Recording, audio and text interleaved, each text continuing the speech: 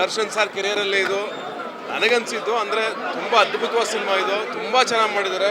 ನಮ್ಮ ತರುಣ್ನ ಡೈರೆಕ್ಷನ್ ಆಗ್ಬೋದು, ಜಡೇಶ್ ಅವರ ಕಥೆ ಆಗ್ಬೋದು, ಮಾಸ್ತಿ ಅವರ ಡೈಲಾಗ್ ಆಗ್ಬೋದು, ದರ್ಶನ್ ಸರ್ ಆ್ಯಕ್ಟಿಂಗು, ಇಡೀ ಸಿನಿಮಾನ ಒಂದು ಫೈಟ್ ಬರುತ್ತೆ ಹಿಂಗೆ ಒತ್ಕೊಂಡಿದ್ದಾರೆ.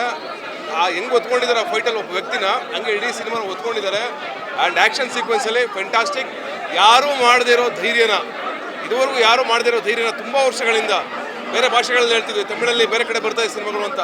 ಕಂಟೆಂಟ್ ಜೊತೆಗೆ ಒಂದು ಅದ್ಭುತವಾದ ಮಾಸ್ ಮತ್ತು ಕಮರ್ಷಿಯಲ್ ಸಿನಿಮಾನ ನೆಕ್ಸ್ಟ್ ಲೆವೆಲ್ಗೆ ತರುಣ್ ಡಿಸೈನ್ ಮಾಡಿದ್ದಾರೆ ಆ್ಯಂಡ್ ಕೊರಿಯೋಗ್ರಾಫ್ ಮಾಡಿದ್ದಾರೆ ಇಡೀ ಸಿನಿಮಾನ. ಆ್ಯಂಡ್ ಆ್ಯಸ್ಟ್ ಆಫ್ ಟು ಗ್ರೇಟ್ ಸಿನಿಮಾ.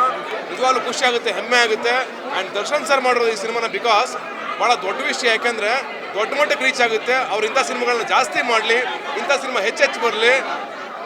ಅವತ್ತೇನಾಗಿತ್ತು, ನಾವೆಲ್ಲರೂ ಸತ್ತಂತೂ ಬದುಕಿದ್ದೀವಿ ಅಂತ ಆ ಮಾತು ಒಂದು ಲೈನ್ ಬರುತ್ತೆ, ನಾನು ಆಲ್ರೆಡಿ ಸತ್ತಿದ್ದೀನಿ ಅಂತ. ಯಾಕೆ ಅಂತ ಈ ಸಿನಿಮಾ ನೋಡಬೇಕು. ಫಸ್ಟ್ ವಾಚ್ ಈ ಸಿನಿಮಾ. 100 crores ಅಲ್ಲ 200 crores ಮಾಡಲಿ ಈ ಸಿನಿಮಾ.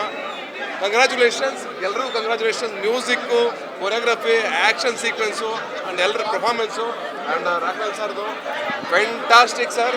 ಒಂದು ದೊಡ್ಡ ಸಿನಿಮಾ ಮಾಡಿದ್ದೀರಾ, ಕಂಗ್ರ್ಯಾಚುಲೇಷನ್ಸ್ ಸರ್. ಎಲ್ರಿಗೂ ಒಳ್ಳೇದಾಗಲಿ, all the best, thank you.